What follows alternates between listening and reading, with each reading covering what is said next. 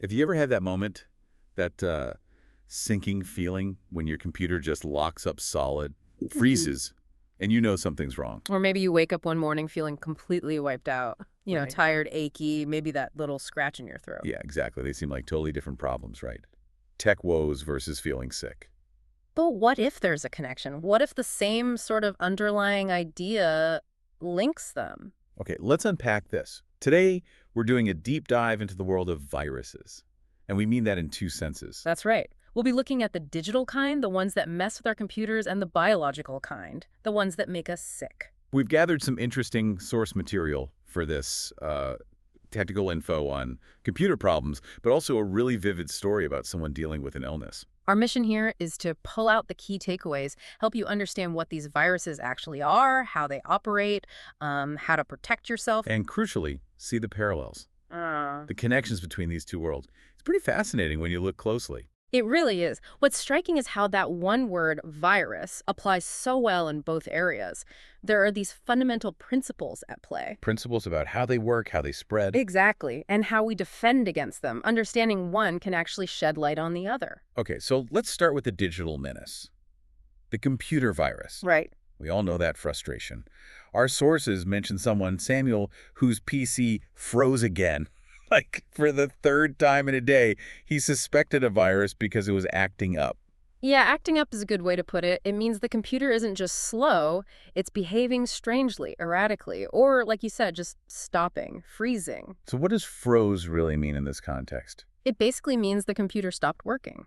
Your applications, your programs, they just become unresponsive. You can click all you want, but nothing happens. You can't do anything. And the culprit is often a digital virus. Very often, yes. It's essentially a piece of software, a program that's specifically designed to harm or damage your computer in some way. It gets in and disrupts things. It's not just a random glitch then, it's intentional, malicious code. Precisely. It's designed to interfere. Sometimes it wants to replicate itself, spread to other files, or even other computers. Other times, it has a specific payload. Payload, like what it's meant to do. Exactly. That could be anything from slowing your system right down, causing those freezes by hogging resources, to, corrupting your important files, maybe stealing personal information, or even just displaying annoying ads. Okay, so how do these things actually sneak onto our computers? Samuel mentioned he was pretty careful online, but still got infected files. Yeah, that's the tricky part. You can definitely pick up a virus just by browsing the internet. Maybe you download a file that looks safe Or click on a link. or click on a link in an email, yeah. Sometimes they're hidden inside documents or bundled with other software. These infected files are the carriers. Once you open them, the virus activates. So vigilance is key, but it's not always enough on its own. Which brings us to protection. Antivirus software. Absolutely essential. It's your first line of defense. But here's the crucial detail from Samuel's story. His antivirus software wasn't up to date. That was the weak spot. And that is so, so common. Having antivirus is step one, but keeping it updated is just as vital. Think about it. New viruses are created all the time. Thousands a day. Right. Easily. So the antivirus software works by recognizing known threats, like having a database of mugshots, basically, or by spotting suspicious behavior. Okay. But if that database, those definitions, aren't constantly updated, it won't recognize the newest threats. It's like trying to catch a new criminal using last year's wanted posters. So an out-of-date system is like leaving the door unlocked. That's a perfect analogy. It highlights a basic truth in security, whether it's digital or otherwise. An unpatched, out-of-date system is an open invitation for trouble. You've got to keep those defenses current. Right. Okay, that makes a lot of sense for the digital world. Now let's make that jump. Let's talk about biological viruses. Yeah, it's amazing how the same word bridges these worlds. So what is a biological virus, fundamentally? Well, biologically speaking, a virus is something very small, incredibly tiny. You definitely cannot see them without a microscope. And they make us sick. They can, yes. Yeah. But the interesting thing is, technically, they are not living things like people or animals. They don't have cells. They can't reproduce on their own. So how do they cause problems? They need a host. They invade living cells in our bodies, for example, and hijack the cell's machinery to make copies of themselves. That's infection. When a virus enters the body and starts to grow, or rather, replicate. It's like a tiny takeover agent. Kind of, yeah. And that process of hijacking cells is what causes the damage and makes us feel sick. And just like computer viruses spread across networks, biological ones spread between people. How does that happen? Oh, in lots of ways. Our sources mention the common ones through the air, when someone coughs or sneezes. By touch, if you touch a contaminated surface, then touch your face. Or even by sharing things like food or drinks. That explains why things can spread so fast in schools or families. Exactly. Close contact environments are ideal for transmission. And when a virus does get in and starts replicating, our body reacts. That's when we see symptoms, right? Yes. Symptoms are basically the signs that your body is fighting back. The sources list typical ones. Feeling really tired, getting a fever, maybe you cough a lot. Or a runny nose, sore throat, and body aches, those general feelings of unwellness. Right. Those are all signals that your immune system has detected an invader and is mounting a defense. Let's bring this to life with Lena's story from our source material.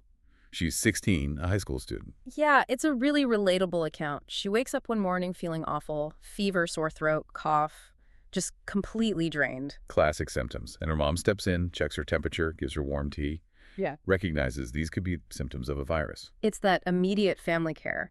But then they seek medical advice using a video call with a doctor. Which is pretty common now. And the doctor's advice. It was straightforward. Rest, fluids, and medicine for your fever. Basically supportive care, helping the body manage the symptoms while it fights the virus off. But there was another crucial piece of advice. Quarantine. Yes, Lena was told she must stay home for a few days. And the reason given was important. It is important not to go outside to protect others. So, defining quarantine based on the source.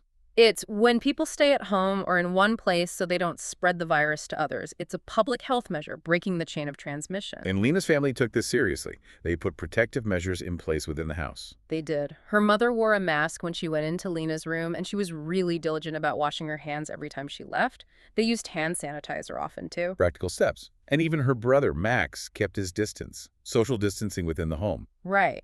They understood that limiting contact was key to preventing the virus from spreading further within the family. So Lena rests, follows the advice, and eventually starts feeling better. Her body is healing. Which means her immune system was doing its job, working hard to fight the virus. The source defines the immune system as the part of your body that fights viruses and helps you stay healthy. It's our internal defense force. Exactly. It recognizes the invader, attacks it, and importantly, often remembers it, providing future protection. It's incredibly complex. And after about a week, Lena's back to normal. But she learned something too. Yeah, the experience taught her how important it is to take care of herself and others. Things like washing hands, maybe wearing a mask when appropriate, and definitely staying home when you're sick. Simple actions, but they make a big difference. Absolutely. Lena's story really highlights the personal impact, the necessary precautions, and the body's own recovery process. Which brings us back to that big question. Why use the same word virus for Lena's illness and Samuel's frozen computer? It seems almost metaphorical, but maybe it's more than that. I think it's much more. It's not just a coincidence of language. It points to these really striking parallels in how they function. Okay, let's break those down. What are the common threads here? Well, first, there's the unseen nature. Both biological viruses and malicious code are often very small or hidden, invisible to the naked eye or concealed within seemingly normal files. Right, you don't usually see the attack coming, you just see the effects. Precisely. Which means we need protective measures even when the threat isn't obvious, like antivirus software running in the background or washing our hands even if they look clean. Okay, invisibility is one. What else? The mechanism of harm. Both cause problems or damage to their host system. A computer virus disrupts operations, corrupts data, causes crashes. Like the computer freezing. Yeah. And a biological virus invades cells, disrupts their function, triggers inflammation, causing symptoms like fever, fatigue, aches. Both fundamentally mess things up for the host. That makes sense. They're both disruptive forces. Then there's the spread. Both are designed, in a sense, to spread. They're contagious. A digital virus replicates, copies itself to other files, spreads across networks, sometimes incredibly quickly. Biological viruses replicate within a host and then transmit to new hosts through various routes: air, touch, fluids. So they both have this capacity for propagation, for moving from one place or person to another. Exactly. That contagious nature is a defining characteristic for both. And what about vulnerabilities? We talked about outdated software being a weakness for computers. Is there a parallel in biology? Absolutely. Both types of viruses exploit vulnerabilities. For computers, it might be that unpatched software, a weak password, or a user clicking a bad link. Human error sometimes. Often, yeah. For biological viruses, vulnerability might mean a weakened immune system, maybe due to stress or another illness, or lack of prior exposure or vaccination, or sometimes just behaviors like poor hygiene or being in crowded spaces without protection. So in both cases, the strength of the host's defenses matters a lot. Immensely. And that idea of being up to date applies perfectly to both. Keep your software updated and keep your immune system supported through healthy habits and vaccinations where available. Okay, so unseen threat, mechanism of harm, spread, exploiting vulnerabilities. What about fixing the problem? Protection and treatment. There too. The strategies are remarkably similar in principle. For computers, we use protection, like antivirus software and firewalls, and treatment involves cleaning infected files, maybe reinstalling systems. And for humans? Protection involves things like hygiene, vaccines, which prime the immune system, masks, social distancing. Treatment involves rest, fluids, sometimes antiviral medications, allowing the immune system to do its work. So identify, protect, respond. It's the same basic logic. It really is. Whether the invader is code or protein, the fundamental challenge and the core strategies have these deep resonances. Wow. When you lay it out like that, Yeah. it's actually quite profound. It's like a universal concept of tiny troublemakers. It does feel that way sometimes. And understanding these connections, I think, is really valuable. It's not just trivia. Why? How does seeing these parallels help us? Well, knowledge is always more powerful when you see the underlying patterns.